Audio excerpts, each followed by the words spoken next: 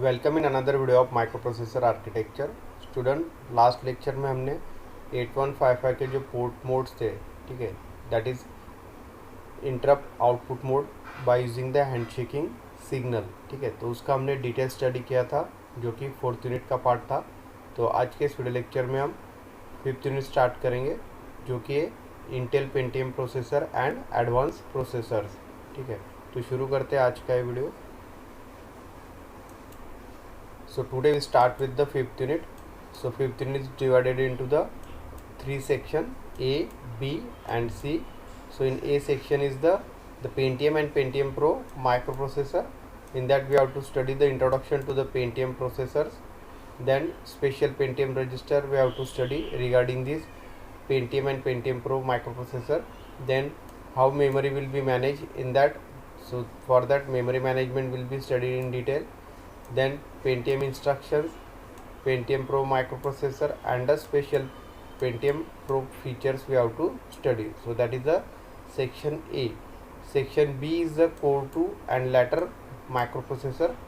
तो इसमें हमें इंट्रोडक्शन लेना है कोर 2 माइक्रोप्रोसेसर का। देन पेंटियम 2 सॉफ्टवेयर चेंजेस, ठीक है, पेंटियम 2 प्रोसेसर में क्या सॉफ्टवेयर चेंजेस है उसका हमें डिटेल स्टडी करना है। Then pentium 4 and core 2 i3 i5 and i7, ठीक है, तो i3 i5 एंड i7 जो प्रोसेसर्स है उसका हमें यहाँ पे कंपैरिजन करना है, ठीक है।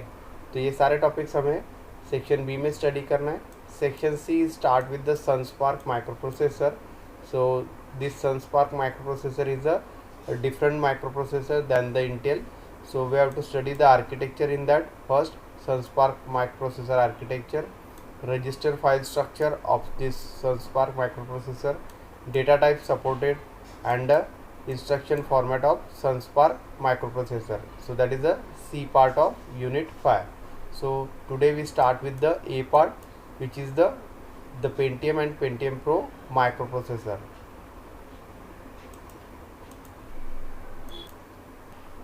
So first topic of syllabus of unit 5 is the introduction and the special Pentium register, ठीक है। तो यहाँ पे हमें जो स्पेशल पेंटियम रजिस्टर्स यूज़ होते हैं माइक्रोप्रोसेसर में, ठीक है, तो उसका हमें यहाँ पे डिटेल स्टडी करना है। So first we start with the registers of pentium, ठीक है, तो पेंटियम में कौन से रजिस्टर यूज़ किए जाते हैं, ठीक है, तो उसका हम यहाँ पे डिटेल स्टडी करेंगे। So the Intel x86 architecture register set has a 6 16-bit registers and 24 32-bit register, ठीक है।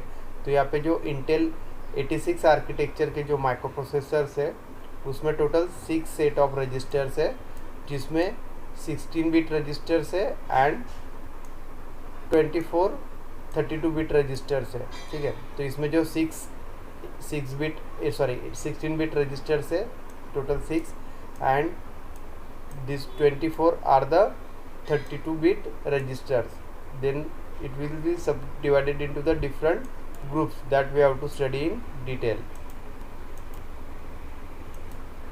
So the first group of this Intel 86 architecture register is the base architecture register, ठीक है। तो फर्स्ट ग्रुप जो है वो base architecture register है, उसको 4 टाइप्स में डिवाइड किया गया है, ठीक है।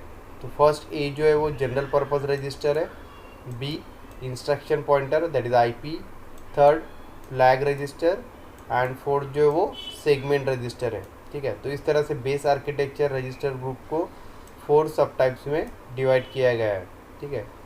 Second group is the system register.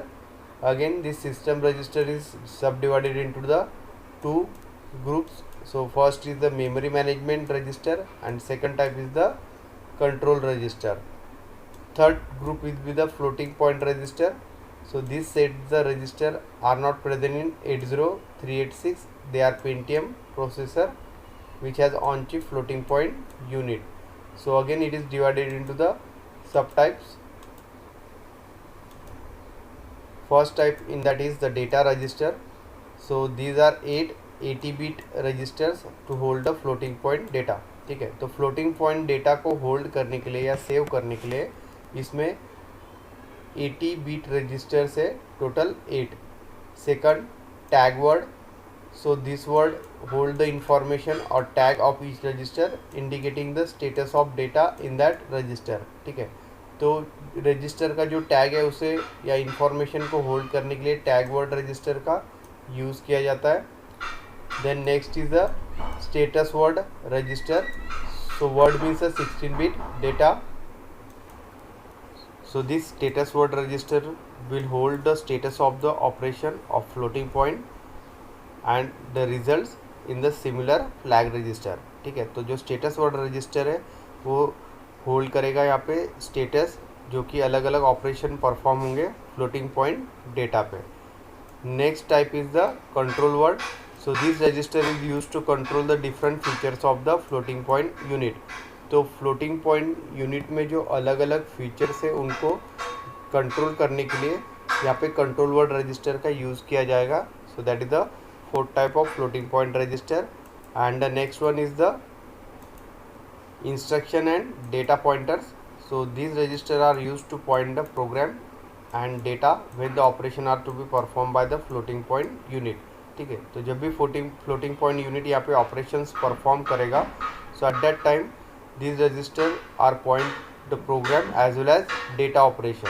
ठीक है, तो यहाँ पे जो program and data operation perform होंगे फ्लोटिंग पॉइंट यूनिट में. ठीक है, तो इसके लिए यहाँ पे इंस्ट्रक्शन एंड डेटा पॉइंटर्स का यूज़ किया जाएगा. So these are the total 5 types in the floating point register. The next one is the debug and test register. So here the total architecture of 32-bit registers are given here. So here 16-bit names are given in the right hand side. So that is the accumulator, that is represented by the AX, AL, base pointer BX, BL. So it is divided into the total 88 bits. So counter is again a 24-bit, data register are again a 24-bit, that is DH, DX and DL, each of a 8-bit. So 8 multiplied by 3 because it is DH, DX and DL. So data register is 24-bit. Stack pointer is a 16-bit, base pointer is the 16-bit, destination index and source index, that is DI and SI, which is also a 16-bit. So it is a 32-bit frame structure. And this is the 32-bit names, that is EAX, EVX, ECX for counter, EDX for data register, for stack pointer it is ESP, for base pointer it is EBP, and for destination index it is EDI, and for source index it is ESI.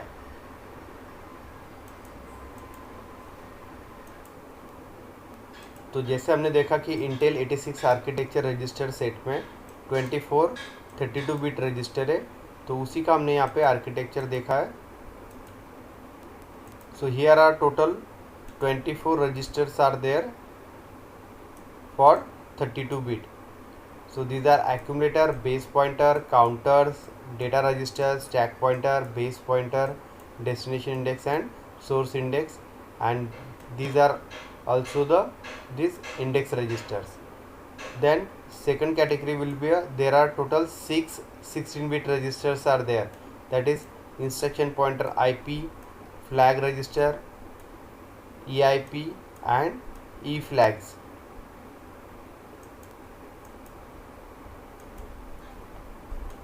So here are the 2 registers and remaining 4 are code segment, that is CS, DS is the data segment, ES is the extra segment, and fourth one is the stack segment. So total these are 2 and 4 is total 6 register of a 16-bit size, that is supported by the Intel x86 architecture.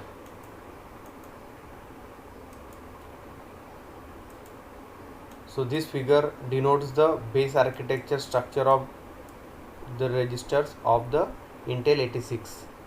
Then we'll see the each of these groups in detail.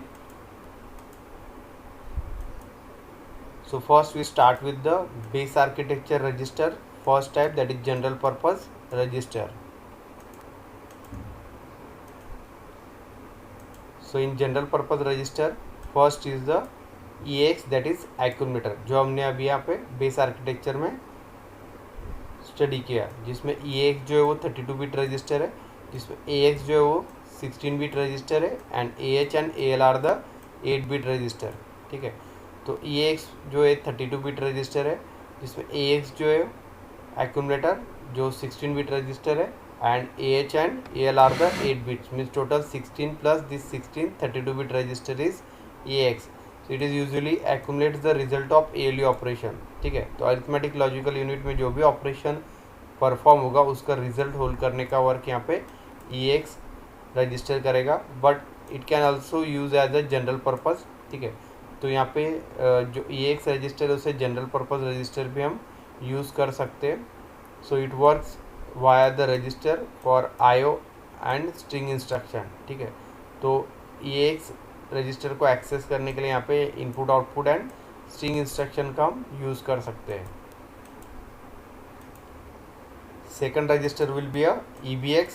So EBX is also 32 bit register, in that BX is 16 bit register and BH, that is higher order bit of B, and lower order bit, that is BL, both are 8 bit register, means this 16 and this 8 plus 8 again 16, so total EBX will be a 32 bit register। so it will work as a base index। ठीक है, तो base index के लिए यहाँ पे EBX register use होगा, so that can be hold address to access the memory location। ठीक है, तो memory location का जो address है उसे यहाँ पे हम स्टोर कर सकते हैं। ठीक है, तो just as a index pointer के लिए EBX रजिस्टर का यूज़ होगा। Third type is the ECX, that is a counter. So ECX is also a 32 bit register, in that CX is 16 bit register, and this CH and CL which are the higher order bit of C, and CL is the lower order bit of C register। so it will be a 8 bit register, so total 16 plus 8 plus 8 16, that is ECX is the 32 bit register। it is used for repeated string instruction, shift, rotate and loop instruction। तो shift, rotate and loop instruction जो कि logical instruction है। ठीक है, तो इसका address hold करने के लिए ECX रजिस्टर का यूज़ होगा। Next type is the EDX, जो कि डेटा रजिस्टर है।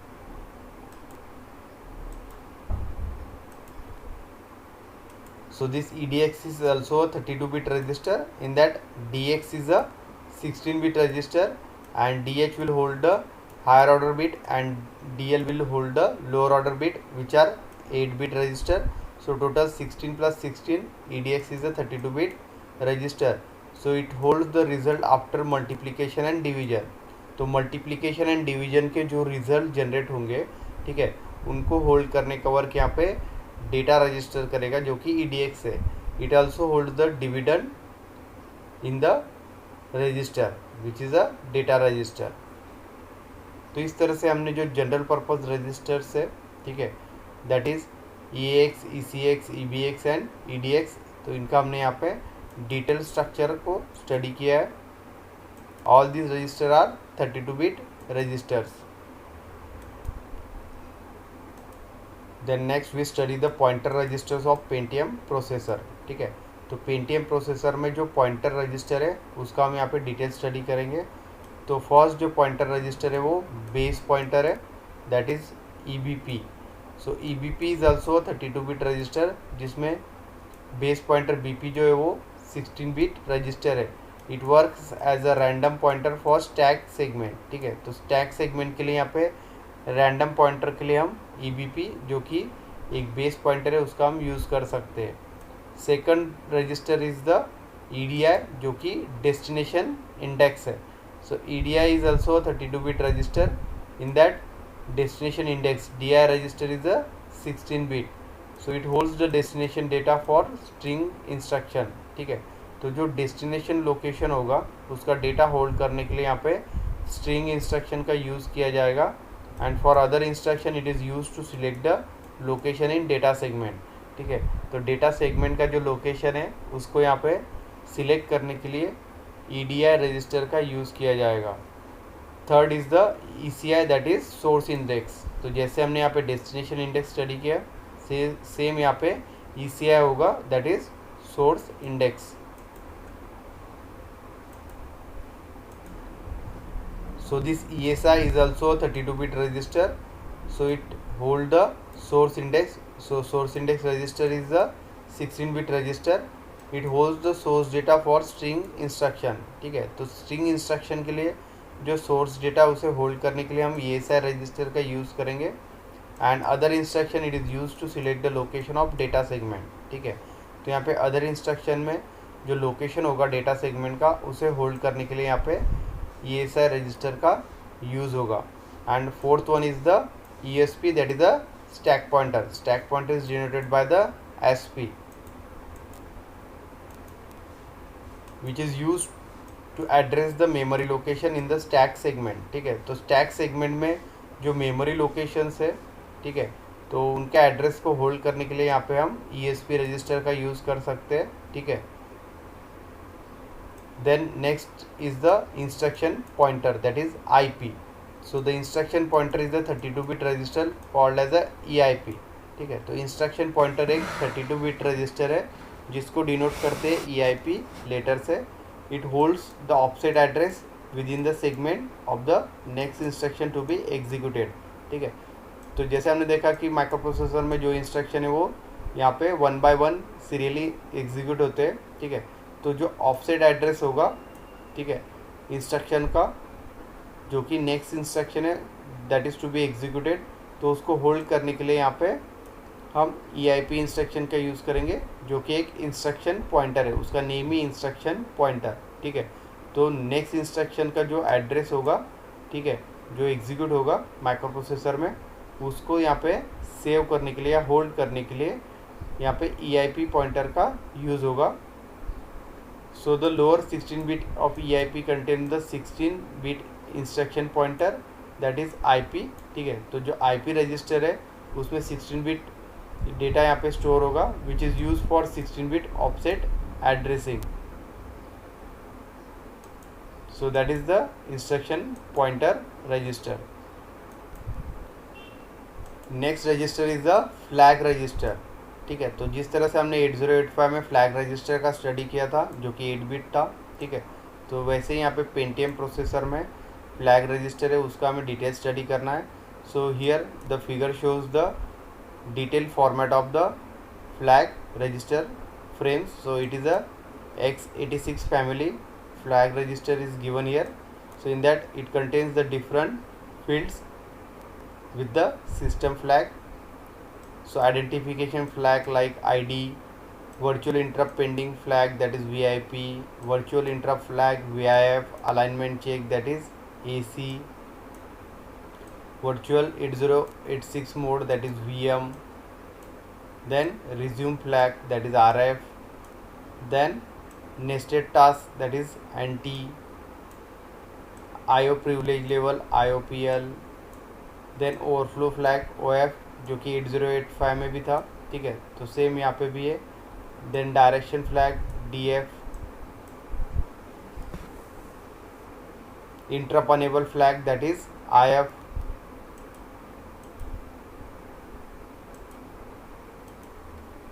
Then next is a trap flag that is TF, then sign flag that is एसेट जो कि 8085 में भी है.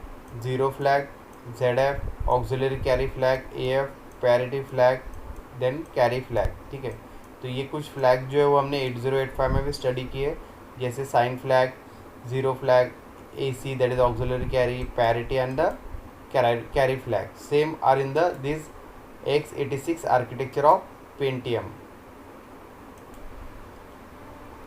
Then we'll see the sum of the flag in detail. So OF flag, when OF is equal to 1, that is overflow flag. So it indicates that operation result in the sign overflow. So sign overflow occurs when the operation result in carry or borrow in the sign bit, but doesn't result in carry borrow out from the higher order bit and vice versa. तो जैसे ही यहाँ पे borrow या carry generate होगा, ठीक है, so at that time this flag will be affected. Then next is the DF. So that will be a defines whether ESI and EDI register, ठीक है, that is source index and destination index register are auto incremented or auto decremented during the execution of instruction. So auto increment occurs if DF is equal to 0 and auto decrement occurs if DF is equal to 1, ठीक है। अगर यहाँ पे DF flag 0 है so there is a auto increment, ठीक है। And अगर DF flag अगर 1 है so auto decrement of this ESI and DI register, जो कि source index and destination index registers है।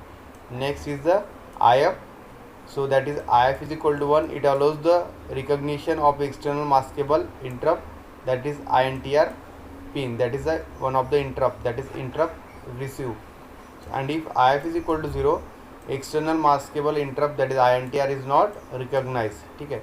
तो यहाँ पे अगर IF 0 है then INTR will be a receive, and if IF is equal to 0 then INTR is not recognized, ठीक है। तो अगर INTR रिसीव होता है तो यहाँ पे IF जो रहेगा वो 1 रहेगा, अगर INTR इंटरप्ट अगर नहीं रिसीव होता है तो IF जो रहेगा वो 0 रहेगा। Next is the TF flag, so when TF flag is 1 the processor is put into the single step mode and use for debugging, ठीक है। तो प्रोग्राम को डिबगिंग करने के लिए जो स्टेटस रहेगा वो यहाँ पे TF फ्लैग में डिनोट होगा, ठीक है। तो for debugging the TF will be a 1, and for non-debugging the TF will be a 0. Next one is the sign flag, that is SF. When SF is equal to 1 the MSB result is 1, the result is negative, ठीक है। तो जैसे हमने देखा कि sign and अनसाइन bits, ठीक है, तो उसके लिए हम MSB डिजिट का यूज़ करते हैं, ठीक है। अगर MSB यहाँ पे 1 है so that indicate that number is a negative number. So for that the SF, that is sign flag, is equal to 1, so that indicates that the result is a negative. Next is a zero flag. When zero flag is equal to 1 all the bits of the results are 0, that is ZF is equal to 1, ठीक है। तो जो result generate होगा, क्या addition हो या multiplication है या डिवीजन फंक्शन परफॉर्म करके, ठीक है, अगर उसमें जो रिजल्ट टोटल 0 है then this zero flag is equal to 1 means वो सेट होगा, ठीक है। अदरवाइज अगर नॉन ज़ीरो है रिजल्ट तो ज़ीरो फ्लैग जो रहेगा वो 0 रहेगा।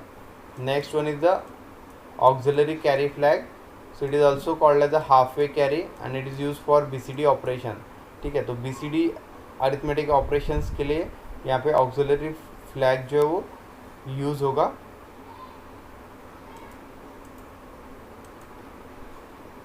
Next will be a PF flag, that is a parity flag. So PF is equal to 1, so in that lower 8 bits operation contains the even number of ones, that is even parity, ठीक है। तो parity दो types की, even and odd. If the number of ones in the result are even number तो यहाँ पे even parity generate होंगी। अगर जो odd नंबर से number of ones are odd figure, so that is a odd parity, ठीक है। तो PF is equal to 1, PF set होगा पैरिटी फ्लैग अगर इवन पैरिटी जनरेट होता है, ठीक है, एंड अगर ऑड पैरिटी जनरेट होता है so at that time this PF is equal to set to 0, that is reseted. And the last one is the CF, that is carry flag. Carry flag is equal to 1 if the operation resulted is the carry out of the MSB, ठीक है। तो जो result generate होगा अगर उसके MSB में carry generate होता है so this carry flag is set to 1, and if carry flag is equal to 0 so there is a no carry generated in the result, ठीक है। तो इस तरह से ये अलग अलग फील्ड्स है फ्लैग रजिस्टर के x86 आर्किटेक्चर के, जो कि एक पेंटियम प्रोसेसर है। Next is the segment register. So in Pentium processor there are 16 segment register, that is CS, SS, DS, ES and FS and GS, ठीक है। तो जो हमने स्टार्टिंग में ही स्टडी किया था कि टोटल 16 बिट रजिस्टर है जिसमें टोटल 6 रजिस्टर्स है पेंटियम प्रोसेसर में। So this register segment hold the और identify the currently address of the memory segment for the protected mode operation. And the second one is the selector is CS, that indicates the current code segment, ठीक है। CS is the current code segment, ठीक है। so the selector SS indicates the current stack segment, SS जो है वो stack segment है, and the selector that is data segment ES, FS and GS indicates the current 4 data segments।